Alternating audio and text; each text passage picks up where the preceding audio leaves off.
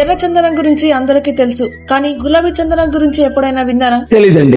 దీని పేరు pink Ivory. దీన్ని పర్పుల్ ఐవరీ, రెడ్ ఐవరీ, ఉమిని అని కూడా పిలుస్తుంటారు. ఇది ఎర్ర చందనం కంటే చాలా ఖరీదైనది.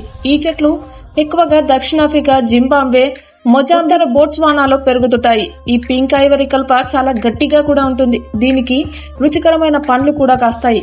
అలాగే దీని బెరడు లాంటి ఇతర భాగాల్లో ఔషధ గుణాలు ఉన్నాయని కూడా స్థానికులు నమ్ముతుంటారు. అందుకే వీటిని సాంప్రదాయ వైద్యంలోనూ కూడా ఉపయోగిస్తుంటారు. పింక్ ఐవరీ అనేది ఆఫ్రికాకు చెందిన జూలు ప్రజల రాజవృక్షం. గతంలో కేవలం రాజకుటుంబీకులు మాత్రమే ఈ కర్రతో తయారైన వస్తువులు, ఆభరణాలు వాడేవారట. 1883లో జూలులాండ్ బ్రిటిష్ వారి వశమయ్యేంత వరకు ఈ సంప్రదాయమే కొనసాగింది. ఇక ప్రస్తుతం మాత్రం ఈ కలప అత్యంత విలువైనది, అలాగే ఖరీదైనది కూడా. అందుకే దక్షిణాఫ్రికాలో దీన్ని ప్రత్యేకంగా పరిరక్షిస్తారు. ఖరీదైన కత్తుల హ్యాండిల్స్, చెస్ కాయిన్స్, నగలు, చిన్న చిన్న పెట్టెల తయారీలో ఉపయోగిస్తారు.